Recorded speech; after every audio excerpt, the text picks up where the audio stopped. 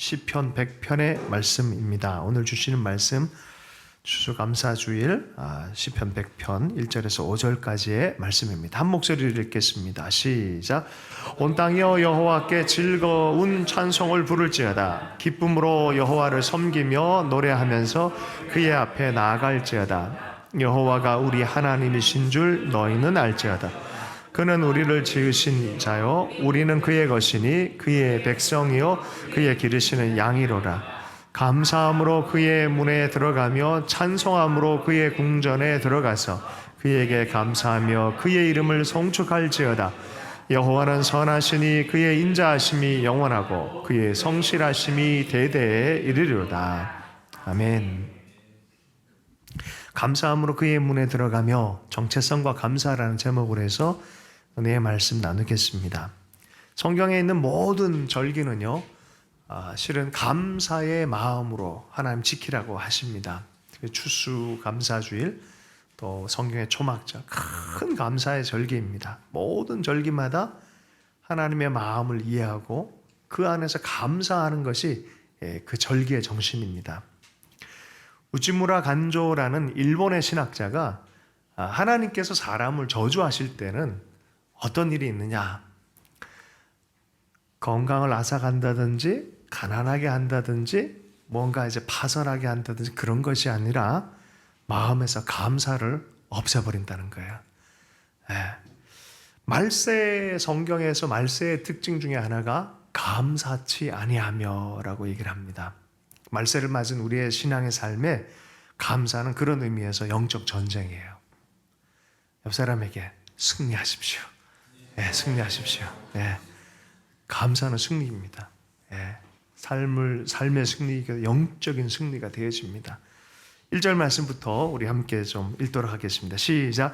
온 땅이여 여호와께 즐거운 찬송을 부를지어다. 실은 이 시편 100편은 감사의 시라고 시편을 정확하게 규정하고 있어요. 시편에 보면 이건 어떤 시다라는 설명이 되는데 이처럼 명확하게 나타난 시편은 거의 없습니다. 감사의 시다. 감사할 때 하는 이 시. 하나님 앞에 나가서 감사드릴 때 그 읊조리고 노래하는 그 시입니다. 이 시편에 기반해서 찬송시가 많이 있어요. 실은 이것을 장면을 좀 더 이 감동스럽게 읽으려면은 그 왕이신 하나님 앞에 많은 사람들이 모여서 백성들이 모여서 그 왕을 칭송하는 거예요. 그 장면이에요. 그 장면.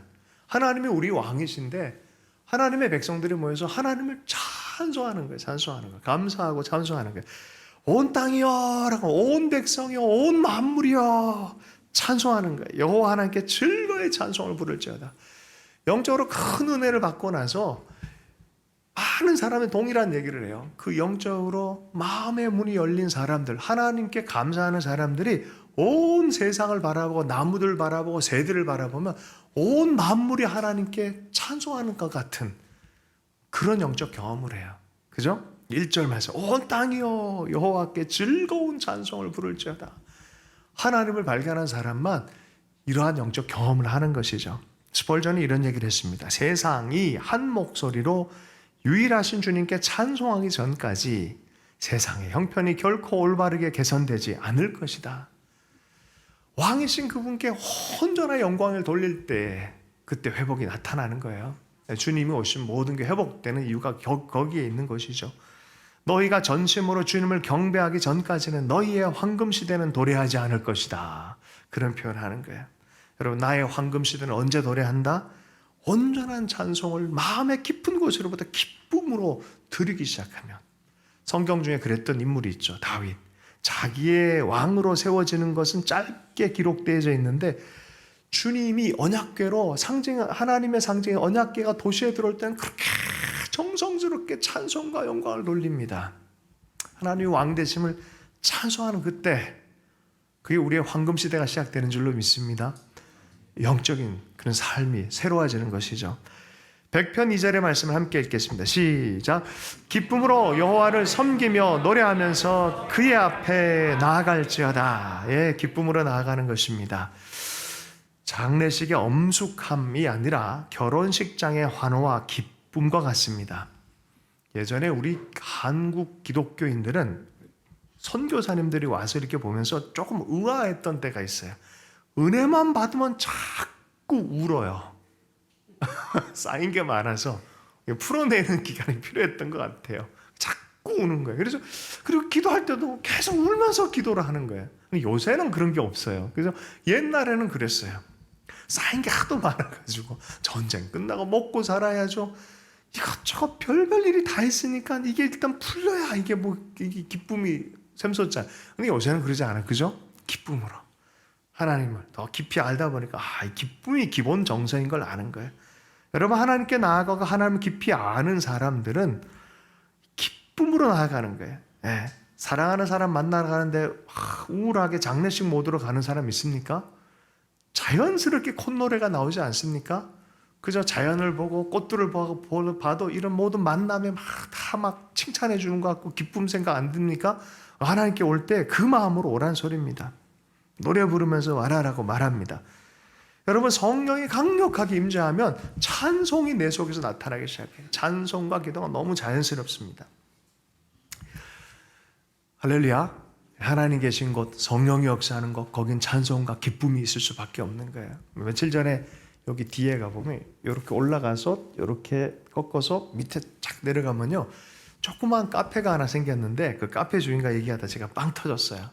카페 이름이 I am mute예요. 나는 벙어리입니다. 뭐 이런 뜻이에요.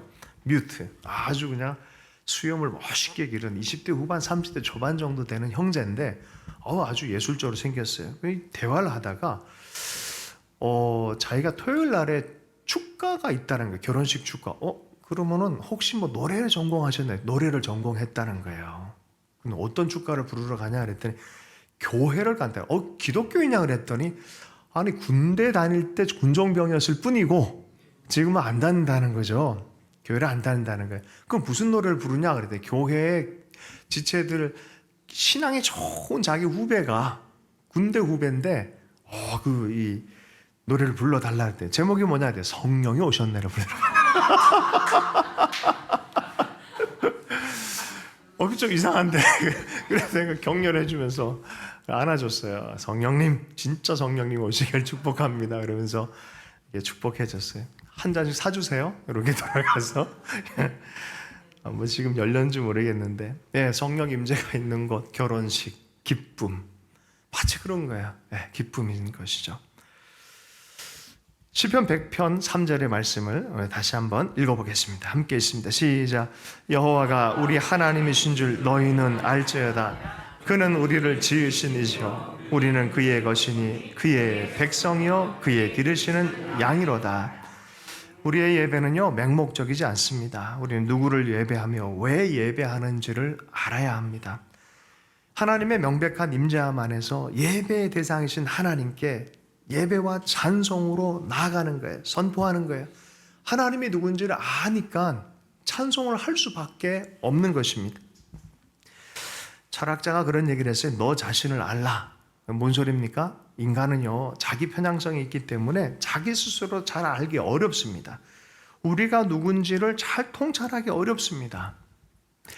그런데 사실은 궁극적으로 하나님을 잃어버렸기 때문에 그래요. 하나님이 누군지를 알면 내가 누군지도 알기 시작하는 거예요. 하나님을 알고 나면은 자연스럽게 그분을 예배하는 마음이 생기는 거예요.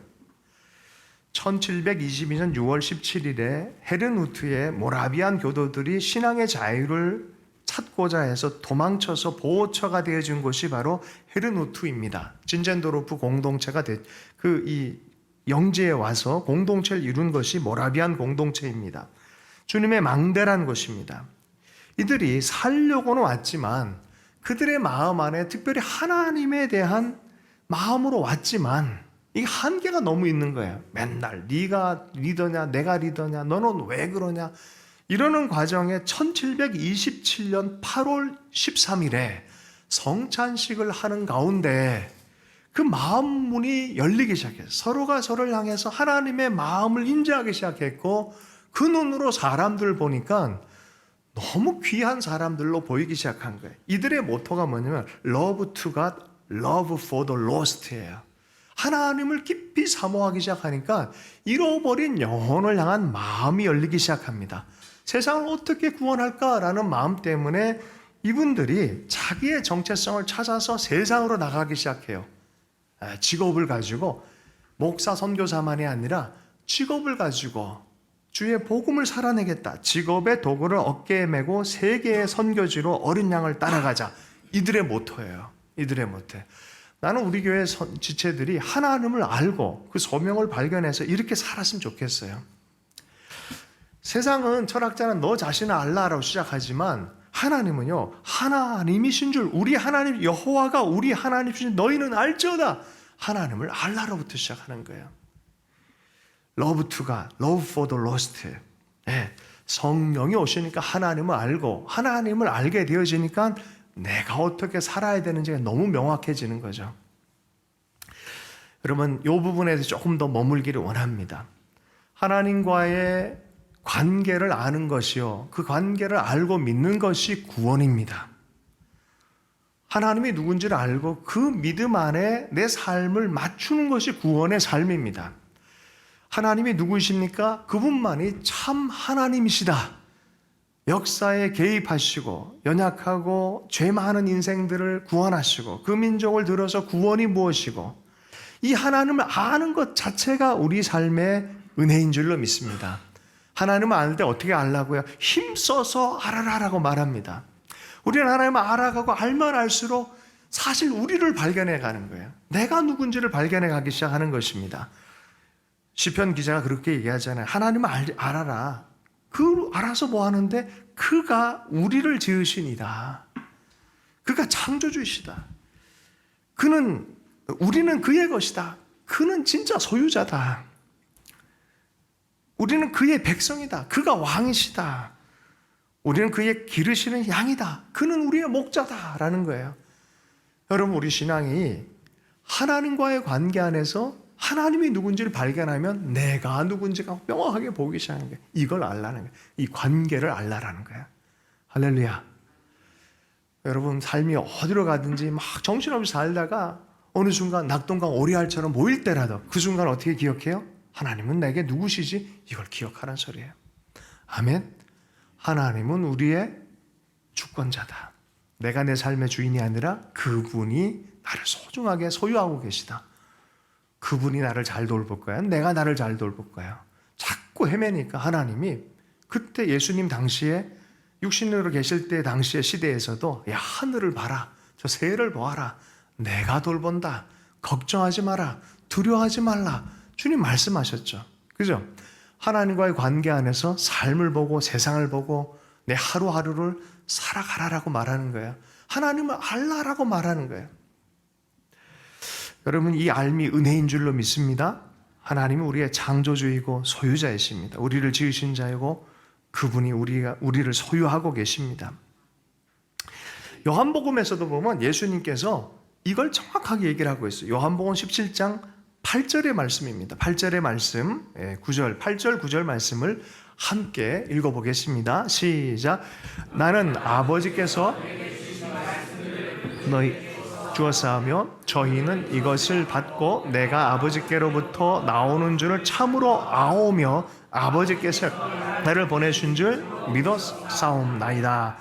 무슨 나니 내가 비옵는 것은 세상을 위함이 아니요 내게 주신 자들을 위함이니 그들은 아버지의 것이로소이다. 알매에 대해서 얘기하고 소유에 대해서 얘기를 하는 거예요.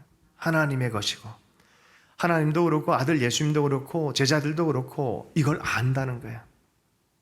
하나님이 누군지를 안다는 거예요. 자기 정체성이 무엇인지 안다는 거예요. 여러분, 아가서의 말씀 아가서 2장 16절에 내 사랑하는 자는 내게 속하였고 나는 그에게 속하였도다. 그가 백합화 가운데서 양떼를 먹이는구나. 목자 같은 그분이 신랑과 신부로서 우리를 껴안고 그러한 노래를 쓴 거 아니겠어요? 내 사랑하는 자는 내게 속하였고 하나님은 내게 속하였고 나는 주님께 속하였고 나 주의 것, 주 나의 것.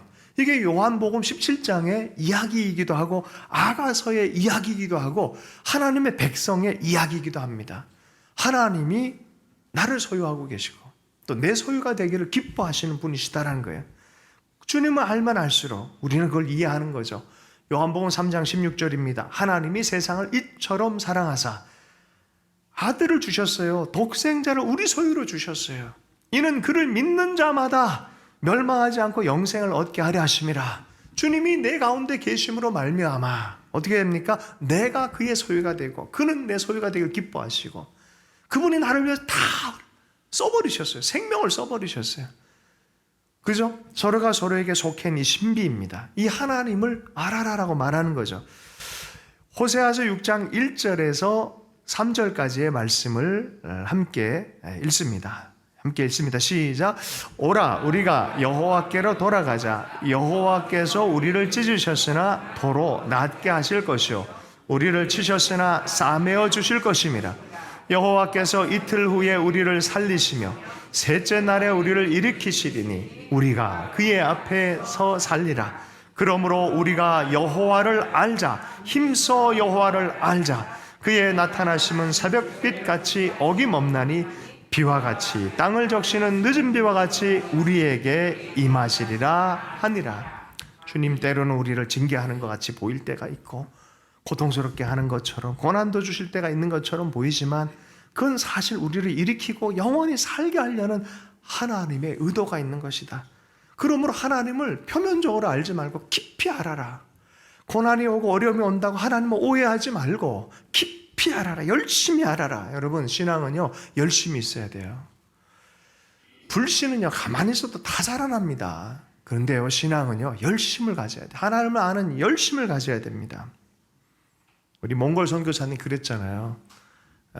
목욕탕 얘기하면서 뭐라 그랬다고요? 맡긴 것만 책임진다고. 목욕탕 기준품은 맡기시오. 맡긴 것에만 책임집니다. 여러분의 삶, 우리 모두의 삶을 하나님이 책임자인 것이라고 믿고 맡기는 거예요. 맡기면 하나님이 책임져 주신 줄로 믿습니다.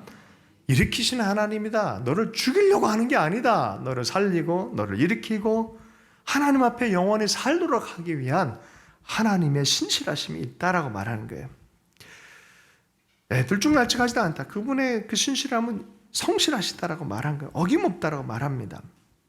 자, 마가복음 15장 39절에 백부장, 로마의 백부장이 이 예수님에 대해서 바른 알미 생겼어요. 거기 이렇게 표현해요. 39절 말씀 제가 읽겠습니다. 예수를 향하여 섰던 백부장이 그렇게 숨지심을 보고 이르되 이 사람은 진실로 하나님의 아들이었도다. 어떤 이방인은 이렇게 진실한 하나님이 누군지를 알매 도달하는 사람이 있다는 거예요. 그 알매에서 그 알매 믿음으로 반응하는 사람들, 이걸 우리는 구원이라고 얘기를 해요. 그냥 문자 하나로 외우는 그게 아니에요. 그분이 누군지를 정확하게 알고 내게 누군지를 정확하게 알고 그분의 허용하신 이 은혜가 무엇인지를 알고 그것에 믿고 삶을 의탁하는 거예요. 이게 구원의 삶이에요. 여러분, 사도 바울은 이것을 이렇게 표현합니다. 골로새서 1장 13절의 말씀에 그가 우리를 흑암의 권세에서 건져내사 그의 아들의 나라로 옮기셨으니, 그 앞에 뭐라고 있습니까? 그의 사랑의 아들의 나라. 여러분, 하나님을 알 때 하나님이 누군지를 정확하게 알아야 돼요. 힘써 알아야 돼요. 그분은 사랑의 아들의 나라라고 말하고 있어요. 사도 바울이 강조해서 얘기한 거예요. 사랑의 아들의 나라다라고 말하는 것이죠. 베드로전서 2장 9절의 말씀을 베드로가 또 서신서를 이렇게 썼습니다. 사도 베드로가 이렇게 얘기를 하고 있어요. 우리의 정체성이 달라져서 그분이 누군지를 정확하게 이야기하는 너무나 귀한 구절입니다. 함께 읽겠습니다. 시작. 그러나 너희는 택하신 족속이요 왕같은 제사장이요 거룩한 나라요 그의 소유가 된 백성이니. 그의 소유된 뭐라고요? 백성이니. 이는 너희를 어두운 데서 불러내어 그의 기이한 빛에 들어가기 전 이에 아름다운 덕을 선전하게 하려 하심이라. 어떻게 생명의 사랑의 빛을 알아서 내가 그곳 가운데 들어간 빛의 자녀가 되어졌는데 참 생각하면 생각할수록 내 능력이 아니었어요. 기이해요. 신비해요. 이건 내가 믿음으로 말미암아 얻은 거예요. 하나님 우리에게 자비를 베푸신 것을 내가 그저 믿기만 했는데 하나님이 행하신 모든 것들을 그냥 받아지게 되어진 거예요. 이게 기이한 빛에 들어간 것이죠. 창조 하나님이 행하신 일이에요. 구원 하나님이 행하신 것이에요. 내가 거기에 우리가 뭘 같이 뭔가를 좀 숟가락 얹을 수가 없어요. 그죠? 그러니까 그 구원과 창조에 대해서는 주여 우리는 아무것도 아닙니다 라고 말할 수밖에 없는 거예요. 이 모든 게 다 은혜일 수밖에 없는 거예요. 창조의 하나님을 만난 사람들은 감사할 수밖에 없는 거예요. 인생은요, 은혜로 사는 게 제일 장땡이에요. 우리 주선혜 교수님 만났을 때 계속 그 얘기를 하시는 거예요. 어떻게 사세요, 교수님? 정말 대단한 삶을 사셨거든요.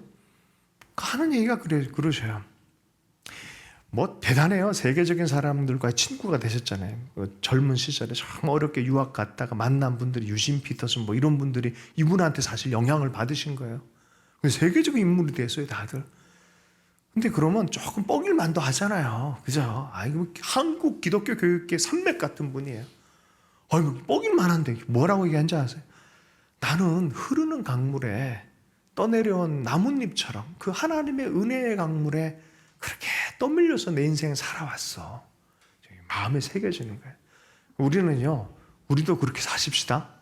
저는 정말 진심으로 인생 끝날 때 주님 앞에 설 때쯤에 이렇게 고백하고 싶어요. 이렇게 산 것도 하나님의 은혜였습니다. 네. 하나님을 아는 사람들은 찬송을 돌리고 은혜에 감사를 돌리지만요, 그러지 못한 사람들은 인생에 대해서 잘 몰라요, 사실은. 뭐 기껏해야 생각하면 원소로부터 시작했다, 빅뱅으로 시작했다, 빅뱅 원소로부터 하나님이 하셨다는 근본적인 하나님의 창조에 대해 인정 안 하면요, 거기서 어떻게 감사가 나올까요? 거기서 어떻게 찬송이 나올까요? 여러분, 하나님의 힘써 알기를 축복합니다. 성경 읽고 하나님의 이야기를 아는 사람에게 감사가 나오고 찬송이 나요. 세상 많이 알려 신문 많이 읽으면 아침에 읽고 궁금해지고요, 그러면 목이 뻑뻑해져요. 스트레스 많이 받아요. 그죠? 그러나 하나님을 알면 찬송이 나요. 아멘이십니까? 4절 말씀. 하나님을 아는 만큼, 그 안에서 내가 누군지를 아는 만큼 우리는 그 반응으로 나오는 것이 감사입니다. 드디어 4절에서 감사가 나와요. 감사. 4절 말씀을 읽겠습니다. 시작. 감사함으로 그의 문에 들어가며 찬송함으로 그의 궁정에 들어가서 그에게 감사하며 그의 이름을 송축할지어다. 예, 하나님의 초대는 궁정 안이에요. 문 정도가 아니라 궁정 안에, 왕이 사는 그 하우스 안으로 초대받은 거예요. 어떻게 들어가요? 찬송과 감사로 들어가는 거예요. 우리가 하나님께 감사하고 찬송할수록 이 문이 계속 열려가기 시작합니다.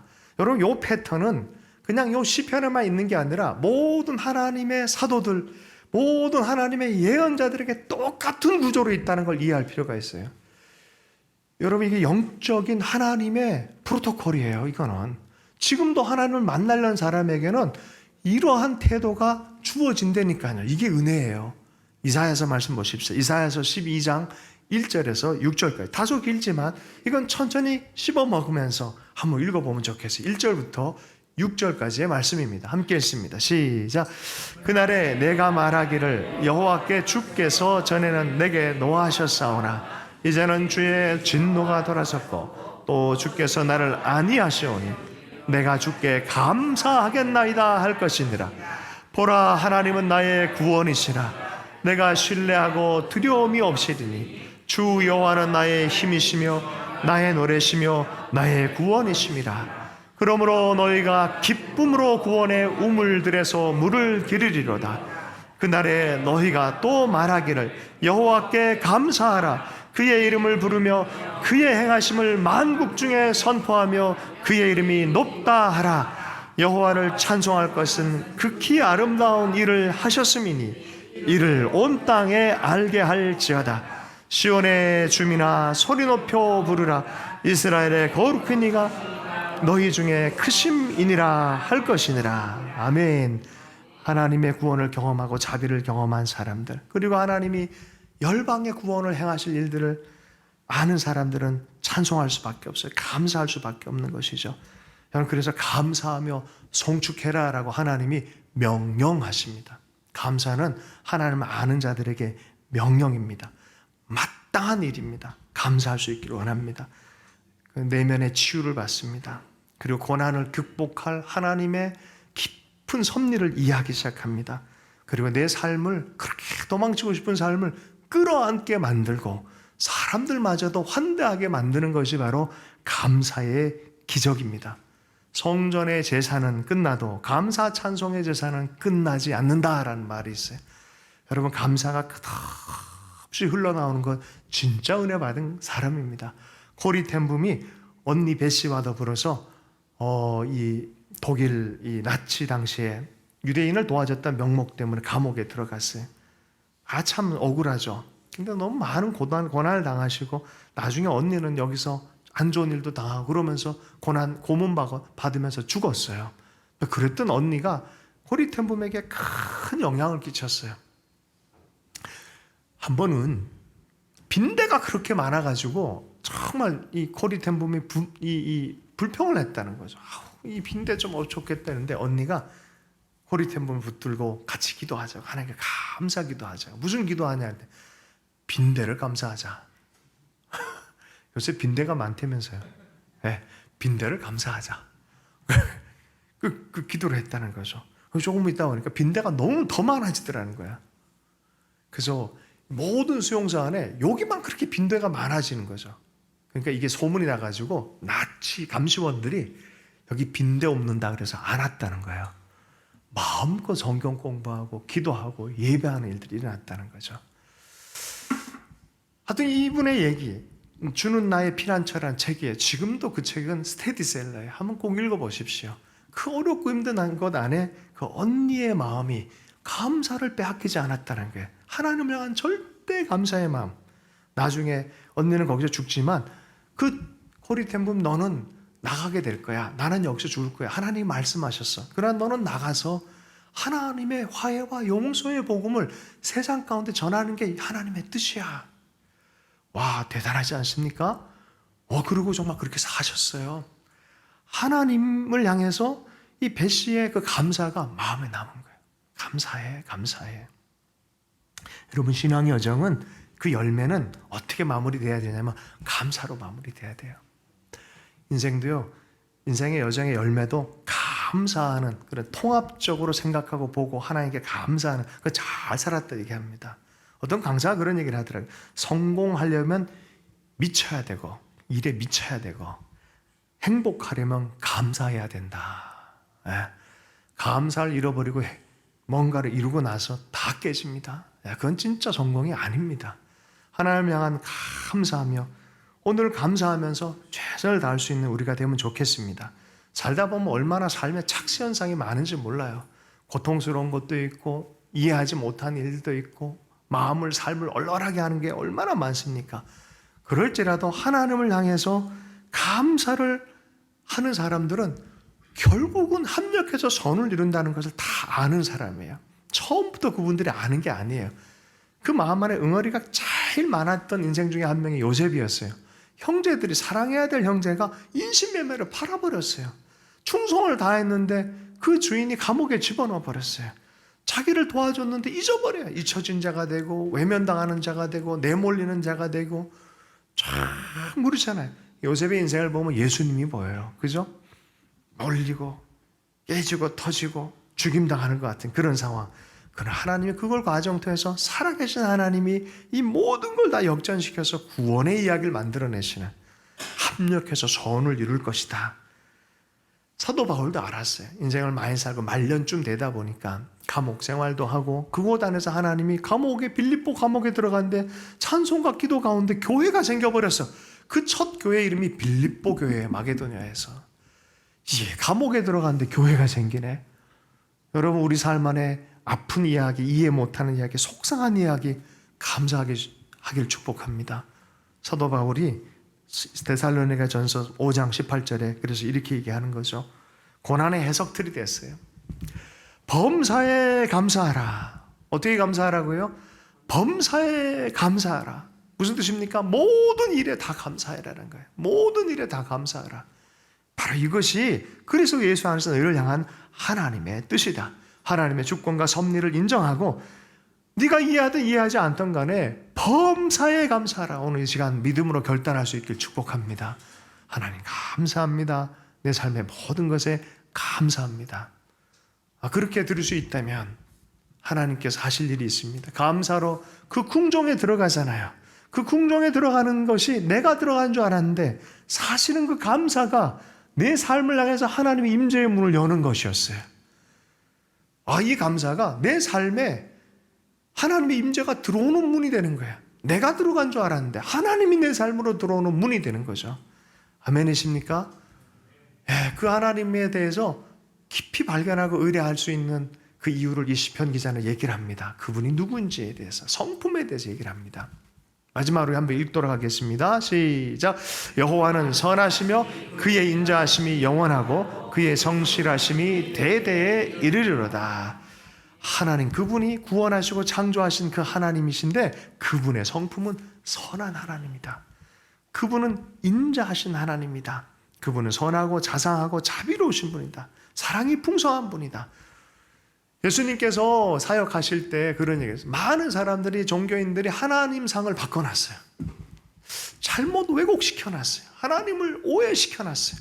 하나님 그런 분 아니다라고 가르쳐주는 게 바로 탕자의 하나님, 아버지 하나님에 대한 렘블란트의 그림에서 표현됐던 그 하나님에 대해서 얘기해요. 너희들 하나님 오해하지 마라. 이분은 사랑의 하나님이다. 자비의 하나님이다라고 말하는 거예요. 선한 목자이다라고 말하는 거예요.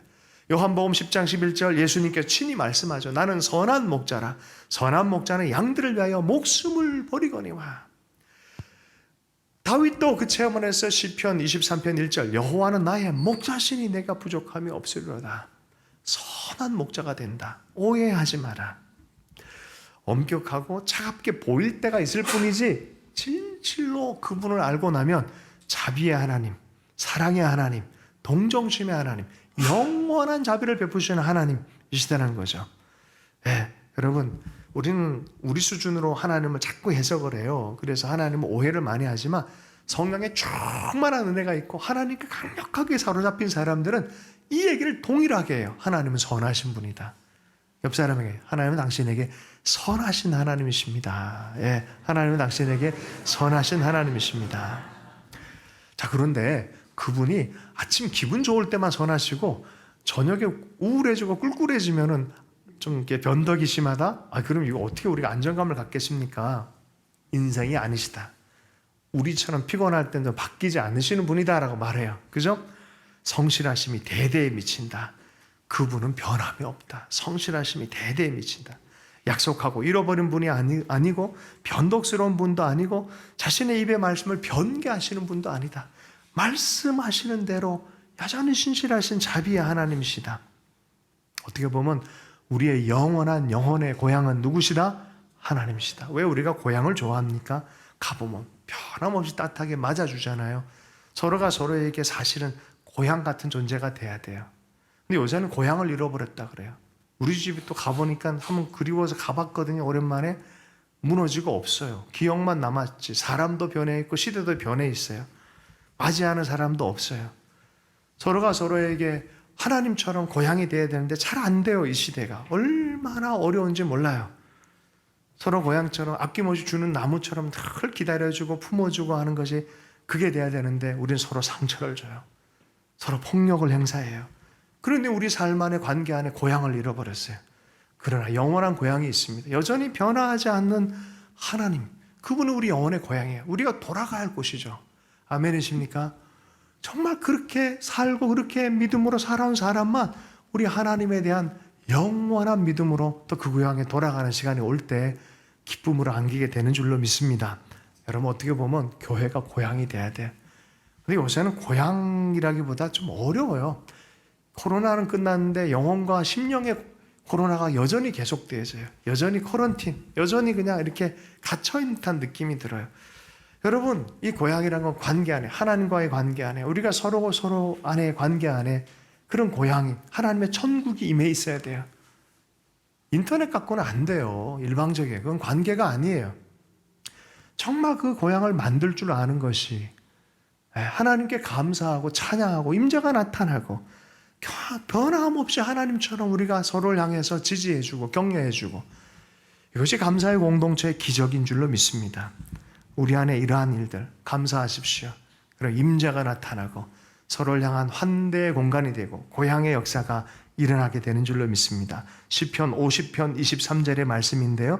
시편 50편 23절 말씀에 감사로 제사를 드리는 자가 나를 영화롭게 하나니 그의 행위를 옳게 하는 자에게 내가 하나님의 구원을 보이리라. 감사하는 자에게요, 하나님의 구원 행위가 드러나기 시작하는 거예요. 아무한테가 아니에요. 믿음을 보이고 그분에게 감사로 나아가는 자에게 하나님이 역사하신다는 것입니다. 말씀을 마무리하겠습니다. 어떤 강사가 학생들한테 양파의 껍질이 몇 번을 가야 이렇게 되는 줄 아냐 묻더라고요. 여러분, 은혜도 양파 껍질 같아요. 네, 무한의 양파 껍질 갖고 있는 줄로 믿습니다. 스펄전이 그런 얘기를 했어요. 등잔에 감사하는 자에게 달빛을 주고, 달빛에 감사하는 자에게 태양빛을 주고, 태양빛에 감사하는 자에게 하나님 자신을 주시는. 여러분, 은혜가 그래요.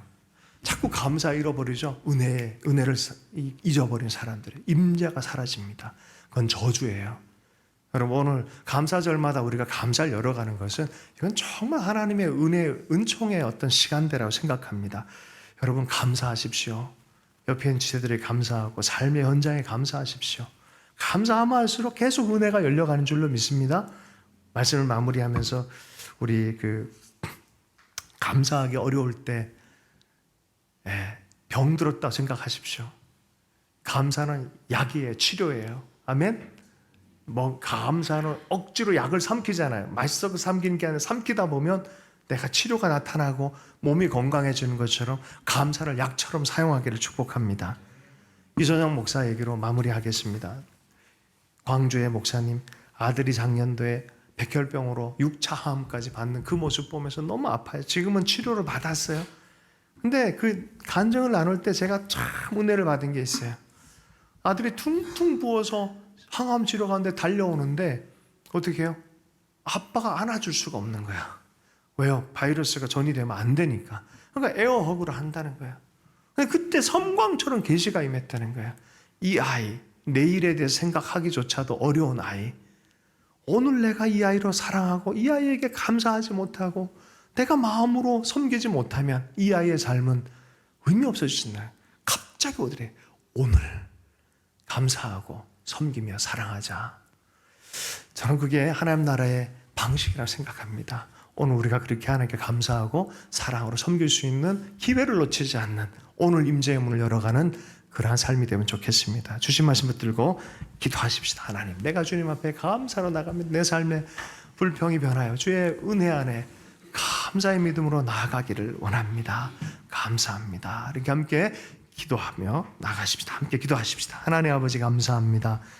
우리의 삶에 참으로 많은 것들, 여전히 얼얼하고 이해하지 못하는 것들, 속상하고 부대끼는 것들 마저도 하나님의 은혜의 눈 안에서는 눈 녹듯이 사라지며 감사할 이유를 발견하게 하며 더 깊은 차원의 이해함을 주시며 아버지, 작은 것에서도 현미경처럼 감사하며 멀리 있는 것조차도 망원경처럼 아버지 감사하며 우리의 삶에 임재가 떠나지 않고 하나님을 인재하며 하나님을 기뻐하며 즐거워하며 찬송과 감사를 드리는 인생 되게 하는 참된 행복자로 세워주신 것 주님의 뜻일진데 이 행복을 빼앗기지 않게 해주십시오.